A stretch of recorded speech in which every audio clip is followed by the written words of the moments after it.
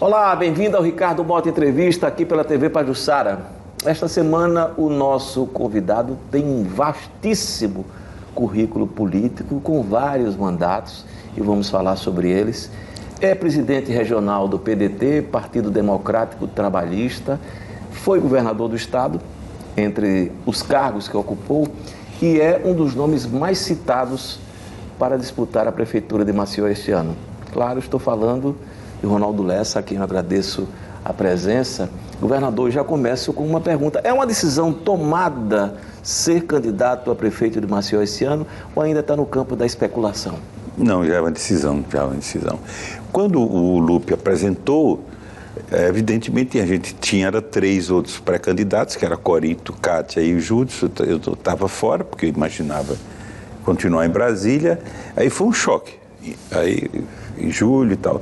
Agora não. Você foi lançado pela direção nacional do... Ele veio para a nossa convenção e entendeu que deveria, fez um apelo aos outros 3 pré-candidatos, pedindo para que eles me apoiassem, renunciassem para me apoiar e tal. E aí ficou, mas o Corinto persistiu, o Júdice e a Cátia imediatamente aderiram ao apelo do presidente, mas o Corinto persistiu, mas a semana passada o diretório, por unanimidade, resolveu homologar meu nome. Mas até que ponto isso faz parte do seu desejo, da sua vontade política e não a imposição das circunstâncias? Não, veja só, a coisa não era um projeto. Por exemplo, quando era prefeito, quando era vereador, me lembro perfeitamente que fui relator do plano diretor de Maceió.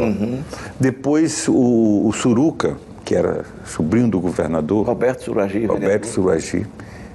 Que meu foi um bom companheiro. vereador, diga-se de passagem. Né? Bom vereador, era do partido do governo, mas muito meu amigo. Né? E então ele viu a chance de o senhor não poderia pegar uma oportunidade de ir para a Alemanha para discutir cidades, que era um projeto da Fundação Alemã, se não fosse, por exemplo, dado por ele. A vaga era dele, ele acho que pediu autorização ao governador para dar a vaga a mim, deram, e então eu fui, mesmo sendo oposição, fui. E aí de lá eu fui a Berlim, depois a Munique, né? Então eu voltei decidido naquela época a querer ser candidato a prefeito. E aí eu fui contrariando o meu partido, foi o contrário. Uma eleição absolutamente improvável. Pois é, o Jamil Haddad, presidente, o Roberto Amaral, vice-presidente do partido, dizendo que não queria, porque não podia, não tinha deputado, então eu era o presidente do partido, mas era o único com mandato. Eles queriam, porque naquela época já tinha sido afastado, nós tínhamos eleito 3. Estamos falando de PSB, né? Era PSB, não era PDT ainda. Era Cláudio Honor Araújo, Marcos Vasconcelos, que faleceu, né, e eu. Pois bem, mas aí, pelas circunstâncias, cada um foi tomando o seu rumo, não é? Rumos diferentes. Por exemplo, Cláudio Honor ficou apoiando o Teotônio, que era senador da República, o Marcos depois foi ser o vice dele, né? E eu fiquei isolado. Me lembro quando o Roberto Amaral disse: você não pode perder o mandato, precisa do seu mandato. Eu disse: Roberto, eu prefiro perder o mandato, desculpe, mas eu não queria voltar para ser vereador. Agora eu botei na cabeça de ser naquele momento prefeito. Tinha sido deputado estadual? Já tinha sido. Deputado estadual, foi candidato ao governo. Ao governador em 86, ao governo em 86. Pedi para... Eu e Guilherme perdemos para o Collor. Fernando Collor. Aí, quando foi 88, eu me candidatei a vereador com o João Neto, candidato...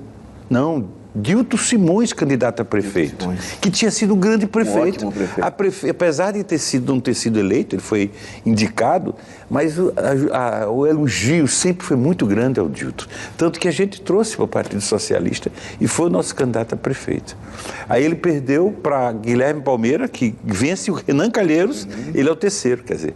Mas você vê um nível de disputa naquela época. Quando você foi vereador. Quando eu fui vereador.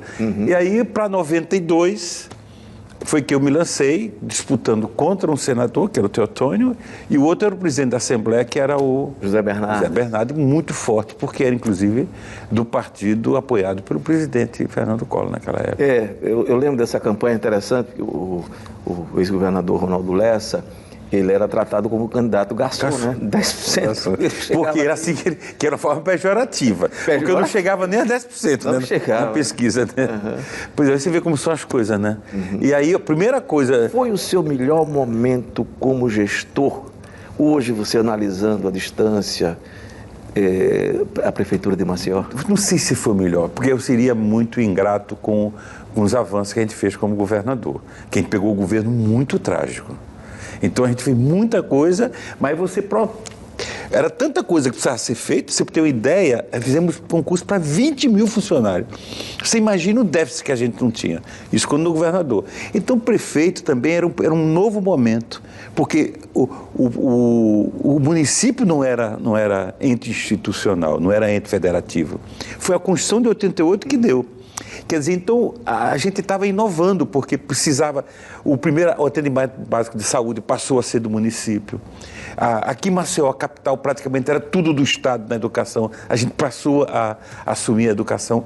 Então, foi tanta coisa a ser feita naquela época, e eu fui relator do plano diretor, aquilo que eu lhe falei, que eu...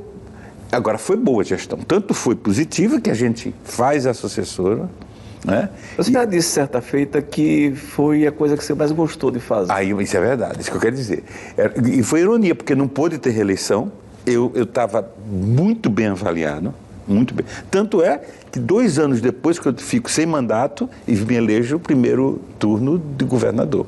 Quer dizer, foi uma prova de que o mandato da gente foi tão positivo e ecoou no Estado, porque para poder...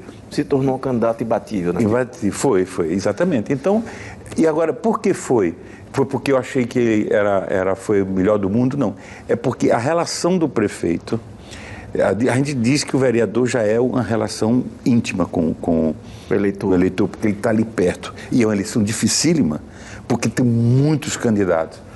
Agora, do prefeito, ela também, ela está perto, não é tão fechada como a de vereador, ela é a cidade como um todo, e agora será outra cidade. Naquela época tinha 600 mil habitantes, agora tem 1 milhão. Quer dizer, é uma outra Maceió, mas você está diante do pessoal. Mas não tem o palanque eletrônico, ele substituiu aquele contato, que era uma coisa que eu gostava muito. Eu acompanhei várias e várias campanhas, aquele contato direto com o eleitor, o palanque, o comício, as pessoas ali. E hoje é o palanque eletrônico, né? A rede social, a televisão, a rádio. Não distanciou mais o prefeito do seu eleitorado? Mas eu acho que esse é um fato. Distancia, mas... Você topa fazer uma campanha de rua? Mas vou fazer. Eu vou fazer por isso que vou explicar por quê. Porque por mais que eu tenha experiência, porque por acaso eu fui 12 anos gestor, prefeito e governador, né? A realidade é outra. Quer dizer, então, aquela experiência do vereador Ronaldo Lessa, que se sentia apto a ser o prefeito, ela encontra uma realidade, por exemplo, não existia rede social. Pois é. Repare que mudança. É engraçado. Hoje, aproxima e afasta, né? Aproxima e afasta.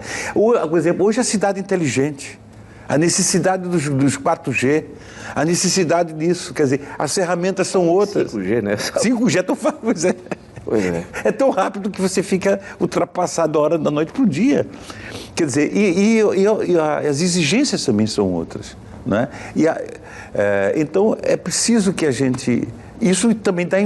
Veja bem, se de um jeito a gente tem experiência, por outro lado, a necessidade do que fazer estimula a gente também a participar. Quer dizer, então, é isso que mudou até agora. Quando o pré-candidato agora, Ronaldo Lessa, claro que eu preciso criar uma candidatura. Em julho, ela será candidatura.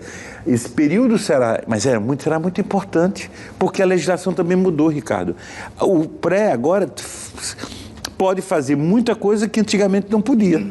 Quer dizer, a legislação liberou nesse aspecto, ela restringiu o período eleitoral ficou menor. Ou seja, você vai ao encontro desse público já agora? Agora, veja o seguinte, por quê? O que é que eu aprendi? Eu aprendi que quando você está no governo, e eu fiz isso demais, repare que o Conselho Deliberativo, quando eu era governador, o Conselho de Segurança Pública meu era deliberativo, não era consultivo. Eu fui o único no Brasil. Outra coisa, eu tinha sala dos conselhos. Por quê? Eu aprendi o seguinte, que você quando ouve mais, quando você faz o conselho, quando você discute mais com a sociedade, você erra menos. E você tem o seu... Você é como se você estivesse pegando parceria. Que é errado, não imagine que você vai fazer sempre o mais certo, o melhor. Mas se você vier com a comunidade, você aprende mais. Você tem condições de fazer mais. E a gente fez coisas novas, como prefeito, por exemplo. Quando a gente disse que a gestão democrática era a melhor das escolas, a escola do povo, abre a escola para o povo no final de semana, a eleição tem que ser com os professores, os alunos. Tal. E ninguém desfez. Ninguém acreditava que era possível aquilo. Desfez mais isso. E não desfez. E quem indicava os diretores eram os vereadores, eram os cabos eleitorais. E a gente dizia, não, tem que ser diferente. A sociedade é que é o dono, a escola é do povo. Então essas coisas, repare que de lá para cá foram 20... Eu saí em 96 para cá. Você tem quantos anos? 23. 4 anos que saí da prefeitura, repare. E não mudou, não mudou. Quer dizer, o que precisa é qual é a outra escola que você pode avançar mais, né? Qual é o tipo de... Mas eu vou fazer uma pausa aqui porque também temos o seguinte, houve mudanças positivas e democráticas, mas também os municípios absorveram muito serviço, como você disse, né? Agora há pouco, que não era dele, município, né? E aí o que acontece? Recurso, a incapacidade de atender essas demandas, como lidar com isso no cenário atual. A gente volta daqui a pouquinho.